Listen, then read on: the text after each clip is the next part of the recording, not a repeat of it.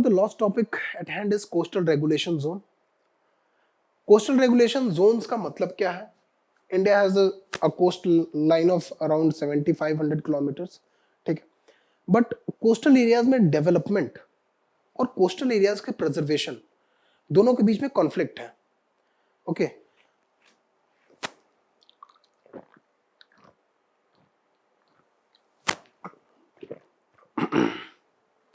उस कॉन्फ्लिक्ट को एड्रेस करता है coastal regulation zone.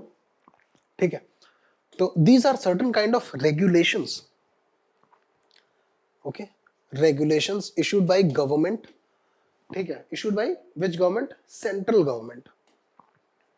Central government under EPA environment protection act 1986. तो CRZ coastal regulation zone, CRG regulations. Okay. जो coastal areas हैं they are environmentally very fragile. Moreover, they are the transition zone between land and sea, due to which they are special niche. Okay. तो ऐसे niche में क्या है? Special kind of ecosystem is present. Okay. तो क्योंकि जहां भी coastal और territorial एरिया का मिक्सिंग होता है, that transition zone is having a different kind of biodiversity that is special and specific. तो ऐसे एरियाज में, लेकिन इंपॉर्टेंट चीज, दूसरी इंपॉर्टेंट चीज ये भी है कि कोस्टल एरियाज में इकोनॉमिक एक्टिविटी बहुत ज्यादा होती है because of course the fishing activities, and the coastal communities are primarily dependent upon what, the fishing and all this, their access to the sea. Okay. But recently the industrial development and all this development has kind of hampered or that has actually led to a conflict with the coastal communities and nature itself. ठीक है. To address these concerns, coastal regulation zone regulations are issued by the government. The first coastal CRZ regulations were issued in 1991. ठीक है. दूसरी बार 2011 में और तीसरी बार 2019 में. तो we will be dealing with the whole coastal regulation zone. ठीक है.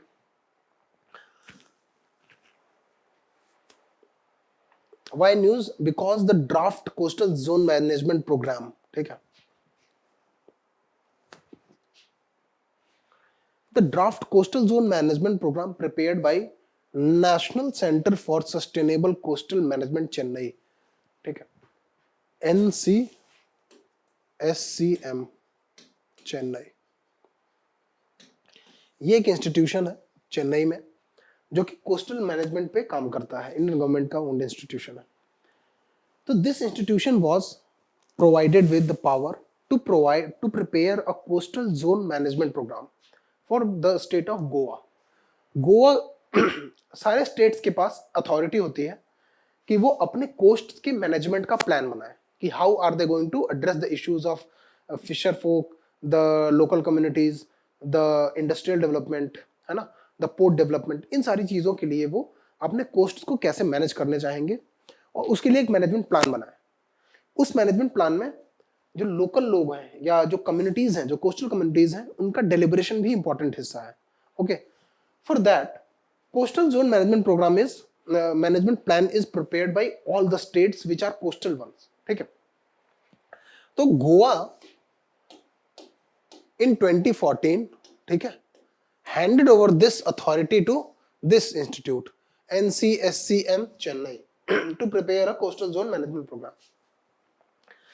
तो this NCSCM presented their draft management program in 2018-2019. There were a lot of errors in the draft proposal. उस मैनेजमेंट प्लान में बहुत सारे एरर्स थे जिसकी वजह से it was sent back again. Now it has been again presented. But point of conflict ये है कि Environmental Protection Act 1986 stipulates that there should be at least 60 days का consultation का टाइम होना चाहिए. जो भी स्टेट अपना ड्राफ्ट या जो भी स्टेट अपना coastal zone management programme prepare कर रहा है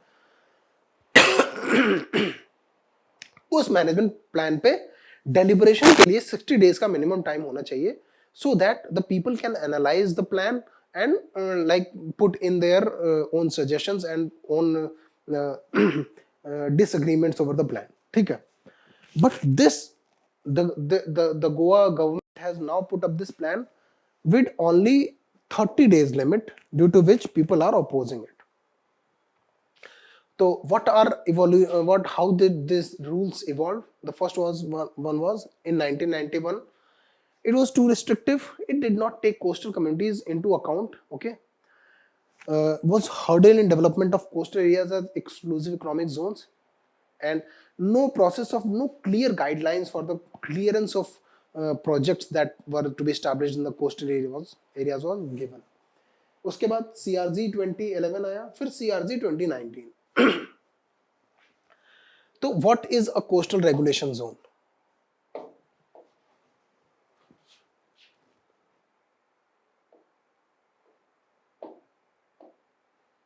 ओके तो एक बेसिक डायग्राम अगर हम बनाए, for example this is sea. Okay, this is sea, this is landward area, land. This is sea, water. Sea has what? Tides. The tide has high tide line. Okay, high tide will go to this point. ठीक है, ये low tide line हुई. Okay, ये shore line हुई. Okay wait, okay okay, this one will be HTL, high tide line, low tide line. ये sea का बीच है पूरा. ओके, हाई टाइड में लैंडवर्ड सी आता है, लो टाइड में सी वर्ड सी जाता है. मतलब लो टाइड में शोर लाइन से नीचे होता है सी. ओके, हाई टाइड में शोर लाइन से बहुत दूर होता है सी. हाई टाइड में शिप्स जो होती हैं वो सी में जाती हैं. तो इस high tide, this one is low tide line, this is shore line. Okay, this is shore line. तो coastal zone management plan should include what kind of development activities should be allowed in the high tide zone, in the low tide line, in the shore line. इस high tide line के कितनी दूर तक किस प्रकार का construction allowed होना चाहिए, एंड ऑल दीज रेगुलेशंस जो है वही डील होता है. उसी में हम उन सारे रेगुलेशंस को ही basically coastal regulation, zone regulations कहते हैं. फाइन. तो 1991 में जो CRZ आया उसमें था, first one was ecologically sensitive areas. CRZ 1 was ecologically sensitive area. Sorry, ecologically sensitive area basically कौन से एरियाज होता है? जो कि शोर लाइन और लो टाइड लाइन और हाई टाइड लाइन के बीच में है. ठीक है, जो एरिया सी से बहुत क्लोज है, जो लो टाइड लाइन और हाई टाइड लाइन के बीच में है, वो एरिया हो जाएगा इकोलॉजिकली सेंसिटिव एरिया. उस एरिया में मैंग्रोव्स हो सकते हैं, और उस एरिया में so basically beach of the sea हो सकता है. That is very important for the integrity of coast. Okay, अगर वो डैमेज हो जाएगा तो कोस्ट डैमेज हो सकता है. ऐसे एरियाज में खाली natural gas exploration and salt extraction are permitted under the CRZ 1991. फिर CRZ 2, ऐसे areas up to the shore line of the coast, unauthorised construction are not allowed. oh sorry unauthorised construction are not allowed. अब high tide line के आगे shore line है. ठीक है, जहां से बेसिकली ये कह सकते हैं कि समुद्र, वहां पे समुद्र का जो बीच है वहां खत्म हो जाता है. आप इन द इजियर लैंग्वेज ऐसे समझ सकते हैं.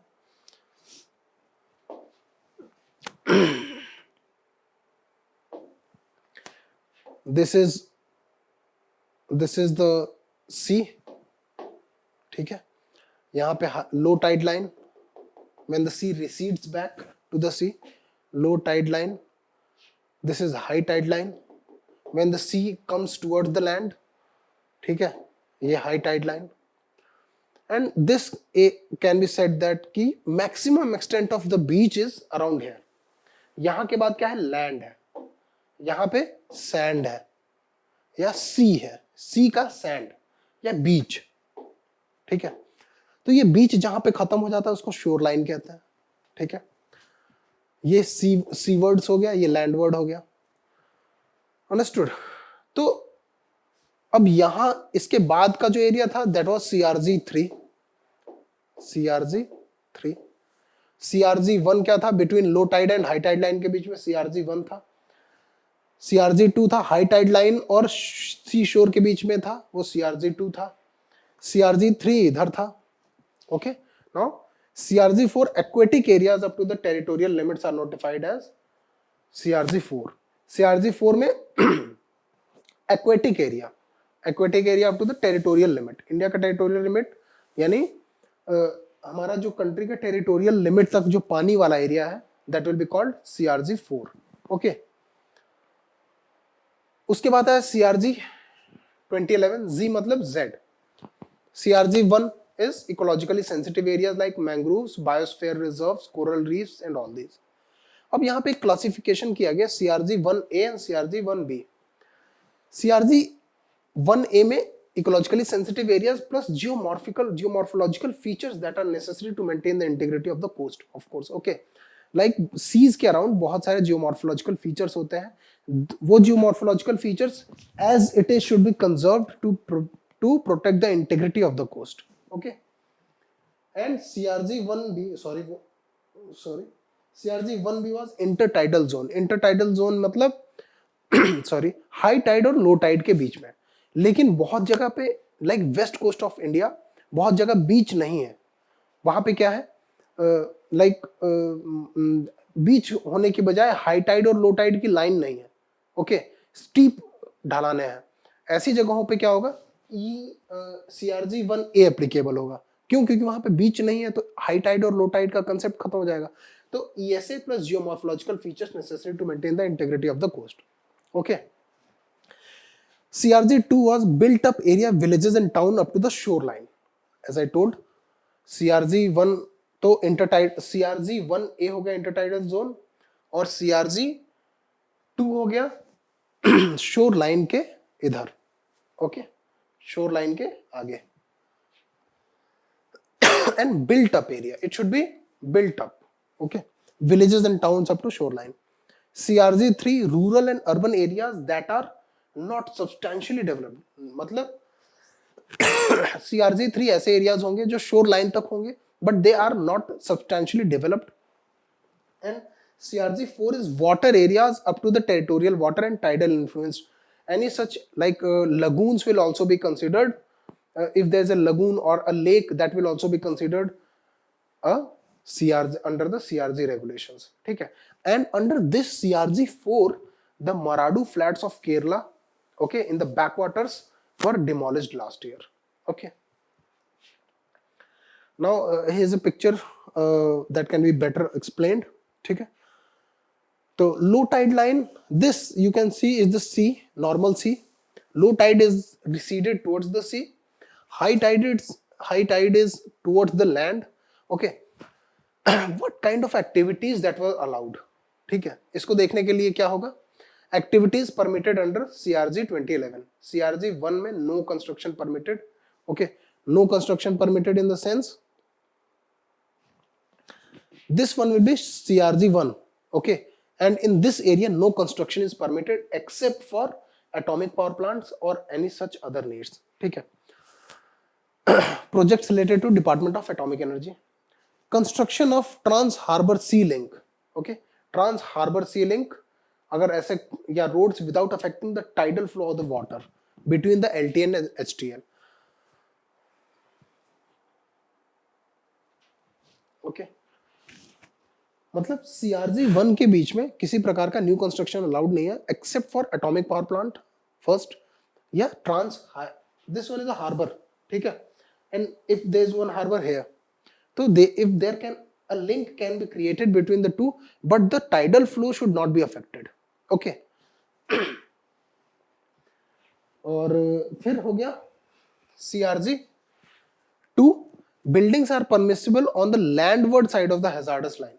hazardous line will be drawn जहां से सी स्टार्ट हो जाता है बेसिकली शोर लाइन, उसके लैंडवर्ड साइड में कंस्ट्रक्शन अलाउड है बिल्डिंग्स, ठीक है। Other activities such as desalination plants are also permissible, and some construction is permitted as per the guidelines. Notification जो गवर्नमेंट इशू करेगी, उन notification state governments will be authorized to issue notifications under the CRZ regulations, and those notifications will notify कि what kind of construction is allowed, and that will depend upon the state to state.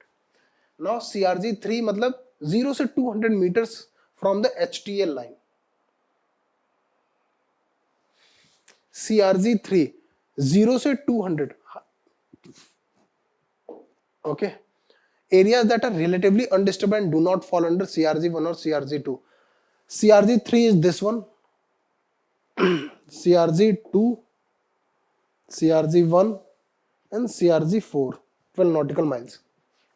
This is according to the 1991 and 2011. Now under CRZ 3 वो जगह है जो कि relatively underdeveloped है, shore line के along underdeveloped communities. For example, there can be villages or towns that are not very developed but they lie on the shoreline. तो between 0 से 200 meters from HTL is a no development zone. ऐसी communities में जो कि shore line के along रहती हैं but they are not relatively developed, बहुत ज़्यादा construction वहाँ पे नहीं हो रखा है, तो HTL से हाई टाइड लाइन से 200 मीटर लैंडवर्ड साइड तक there is a no development zone and no construction is permitted. Between 200 and 500 metres, अब 200 के आगे 500 metres some kind of construction is permitted and local tourism project, resorts and these kinds of things are permitted. Okay. CRZ 4, there is no restriction on traditional fishing undertaken by local communities, no untreated sewage. Okay. CRZ 4 मतलब territorial limits 12 nautical miles, aquatic area up to 12 nautical miles. ठीक है, तो CRZ 4 में किसी प्रकार के fishing पे ban नहीं है, लेकिन untreated sewage disposal is not allowed. Okay, now what are changes in CRZ 2019? CRZ 2019 में बस थर्ड सेक्शन में CRZ 3 में चेंजेस किए गए. CRZ 3A densely populated on the basis of population. CRZ 3A में densely populated 2161 person per square kilometer on the basis of the census of 2011. No development zone has been relaxed from STL plus 200 meter to STL plus 50 meter. High tide line से पहले 200 metre तक no development zone था.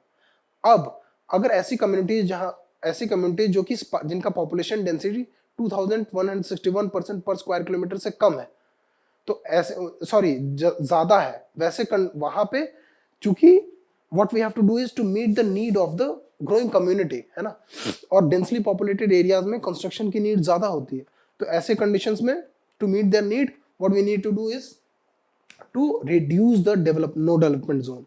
यानी पहले HTL से 200 metres आगे तक था. फॉर एग्जांपल HTL से 200 मीटर्स यहां तक था, पहले NDZ यहां, सॉरी, पहले no development zone extended from CRZ 1 high tide line to 200 meters. Now it has been reduced from 200 meters to high tide line to 50 meters. ठीक है, in densely populated areas. Okay.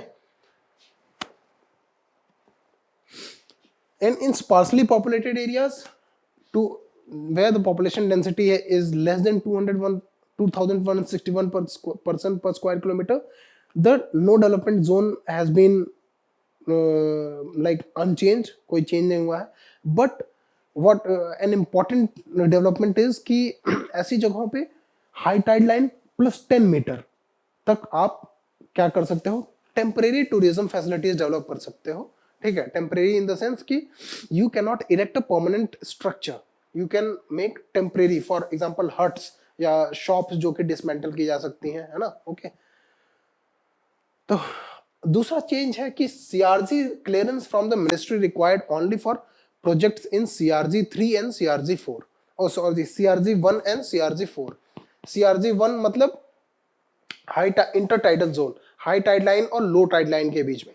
CRZ 4 मतलब water wide, मतलब water side में जितना development अगर करना है, for example if the government wants to set up oil drilling equipment in the aquatic area, for example Bombay High, for that you will have to take clearance from the Ministry of Environment, Forest and Climate Change, MOEFCC. CRZ clearance for projects in 2 and 3, CRZ coastal regulation zone 2 और coastal regulation zone 3 के लिए आपको clearance की जरूरत नहीं होगी from ministry. State will be able to do the clearance. And for all the islands no development zone जो है वो 20 मीटर्स रखा गया है from the shore line, because islands का एरिया वैसे ही बहुत कम होता है. Moreover the floor to surface index है ना, it's floor to surface index का मतलब होता है कि carpet area, basically it represents the development of carpet area in the buildings. ठीक है, तो FSI norms under CR were frozen as per 1991.